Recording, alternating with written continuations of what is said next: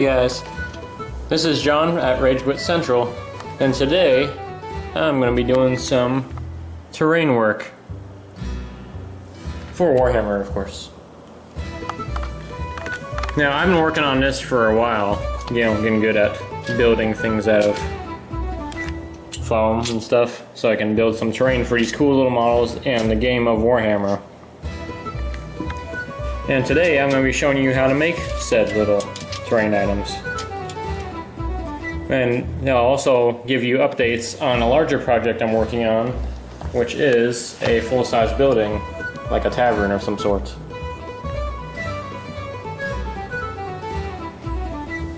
Now before I even start doing any kind of terraining or building of any kind of items like this, I always make sure that I have my size right, because if the size isn't right, then it's just going to look weird and you might as well not make it, in my opinion.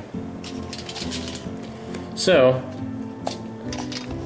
as far as these things I've built so far, such as this little stack of crates here, I kind of take a judgment off the Dwarf models here. And as you can see, they're a little bit larger crates, but they're more like storage crates. And this will be the front door for that tavern I'm working on. Now these guys are about an inch tall. So I took that inch tall, so 1/4 of an inch is 1 foot. And I apply that to all my terrain work here. And that's how I'll make this look just right for the models.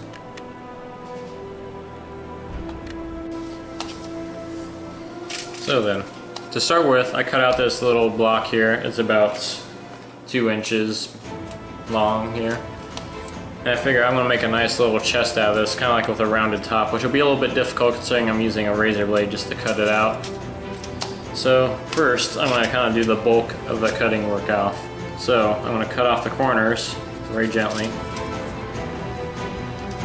with the X-Acto knife. And when working with the pink foam, I always suggest to do it on either tin foil or some kind of like cookie sheet, which I have on here, which I have both, just so not to damage the cookie sheet. So that way the foam doesn't get all electrically charged and starts bouncing around all over the place. You can see here this isn't going to start popping around, otherwise if it gets electrically charged and starts sticking to things, or when you try to grab it, it like flies away from your hand because it's all electrically charged. This way it grounds the electrical particles and you don't get any of the weird stuff flying around. You can focus on your work.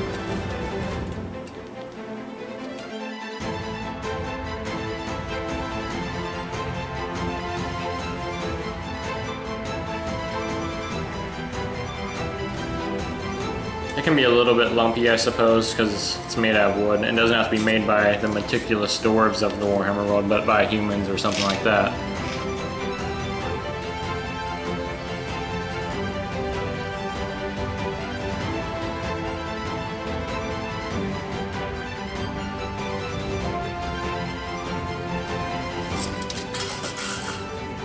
So you can use a real fine sandpaper to sand this down and give it a smoother look before you even start adding texture or details to it.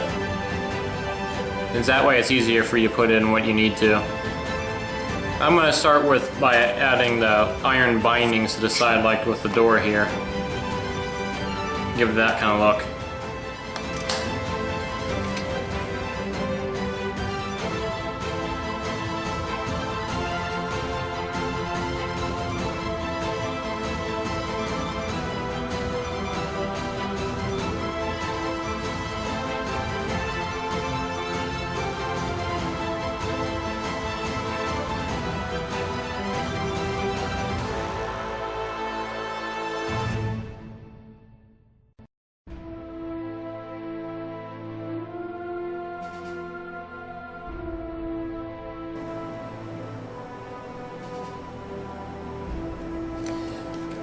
So now if you look closely, I've cut little lines along the edges and a little bit, one going across the front, to make the iron bindings.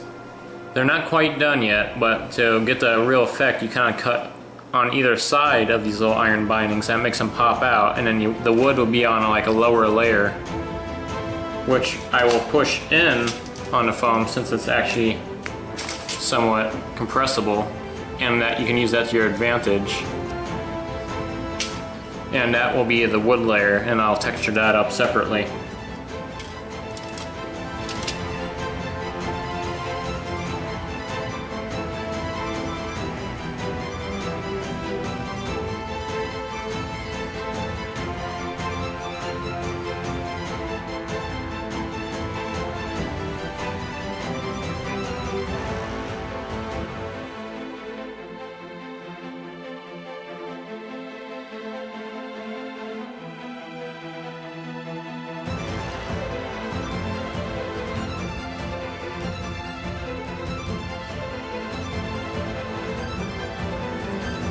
Now that I've cut out the guiding lines on the edges of the chest, I'll proceed to cut out small little slats surrounding each guiding line. That way it gives a little bit more depth of detail.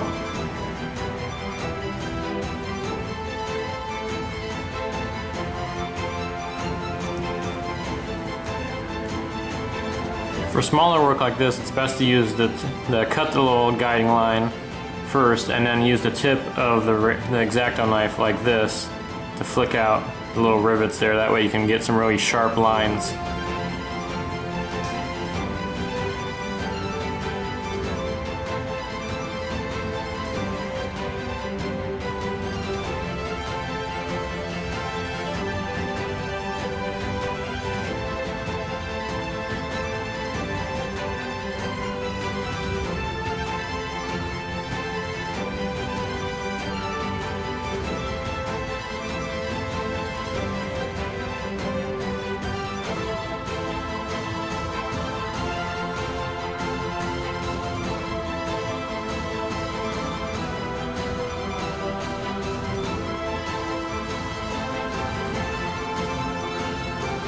And now that you have the basic outline of the chest, you can now start adding the little wooden slats that will make it look more rustic. Which you'll do basically using the same thing you did for edging out the chest, which is cutting a line and then cutting out rivets around it, which will give it some depth. But that won't be all that I will do to this, as you'll see a little bit later.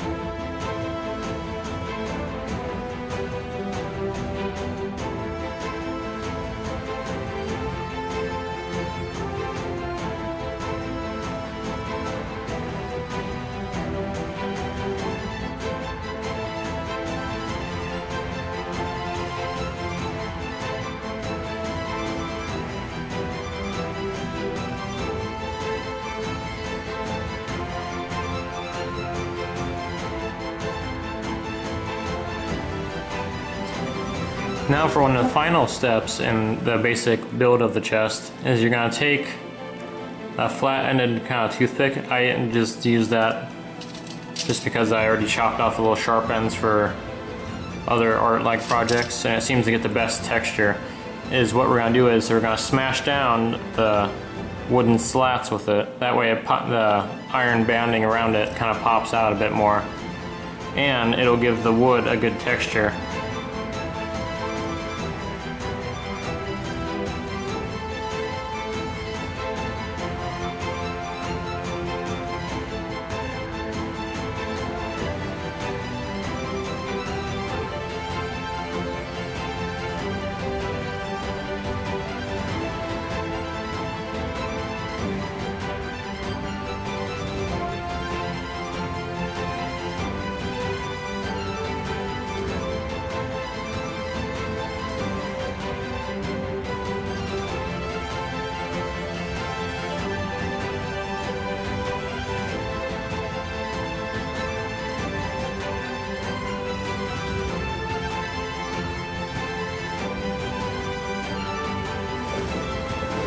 And now that you've smashed all your little wooden slats down, the only thing that a chest needs is a lock. That way it kind of gives it the impression that one side would be the front and the other are back, and give it a nice finished look. So to get your little tiny lock, you need to draw around on a small piece of foam like this with a pencil. You get the basic shape and make sure you keep a decent bulk on it because this foam can always get smushed easily. And when you're cutting, accidents can happen, so it's best to have a little bit of a bulkier shape. That way you can actually transfer it onto here and not have a little smushed lock.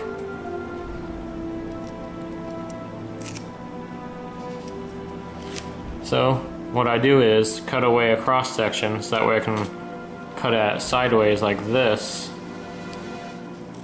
and then get my lock, the little shape I cut out off.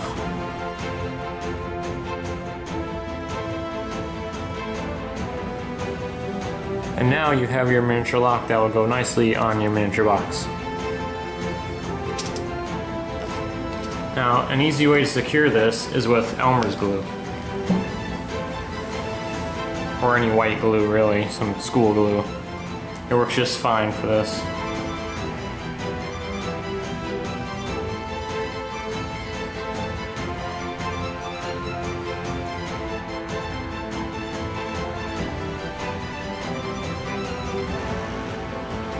Now as I wait for that to dry, the next step would be to paint the chest so that way you can start actually adding more detail and color to it besides it just being neon pink. And how you paint this little guy here is you take some black acrylic paint and your Elmer's glue again, and you use a mixture of the two, mainly of Elmer's glue, to coat the outside of your project, like this chest here that I already started working on. So that way it gives it a nice hard shell because this foam is quite compressible. And by using a lot of Elmer's glue, it creates a little harder shell on the outside so it doesn't get damaged in all your work, it goes for naught. Okay, so now we moved on to the painting process, and I've already primed this little chest here with the Elmer's glue and black acrylic. So now I'm going to give it a little life. Now the colors I'm using for this is burnt umber, which is acrylic paint, and I have a few of the Vallejo paints here, which are mainly modeling paints, but since it's such a small little terrain piece I'm making, it's okay that I use this. I have leather brown, which is a lighter brown, which I'll be using the dry brush on the edges, as you'll see soon. Chainmail silver for the iron edging, and bright bronze for the lock. I'll start by painting the wooden slats on the box with the burnt umber color.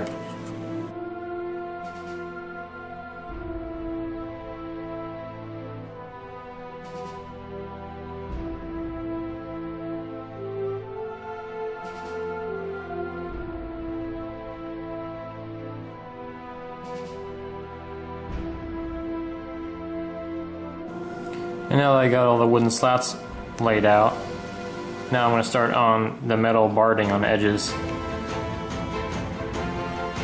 Though I don't want to use too much of the silver, because I kind of want the metal to look a little bit darker.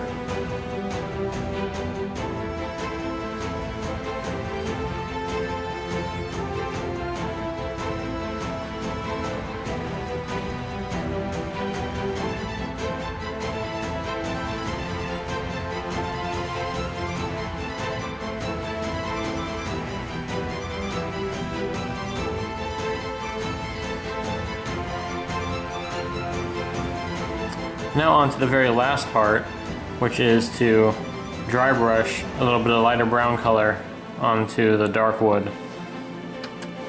So for dry brushing, all you have to do is get like a smaller bristle brush or like a brush you don't like a watercoloring brush, and just cut it real short. And then you get the majority of the paint off.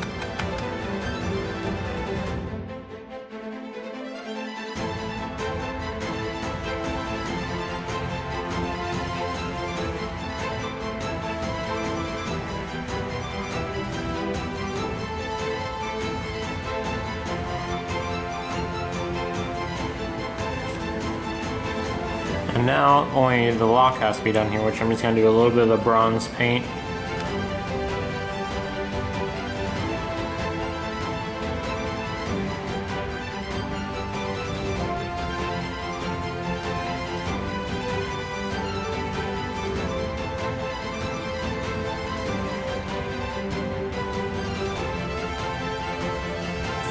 And that's it. You now have your Warhammer treasure chest.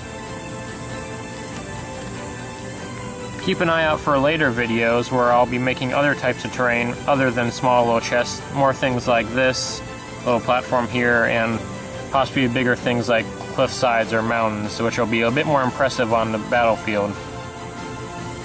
This has been John at Rage Quit Central. Don't forget to like and subscribe, and visit us at RageQuitCentral.com. Rage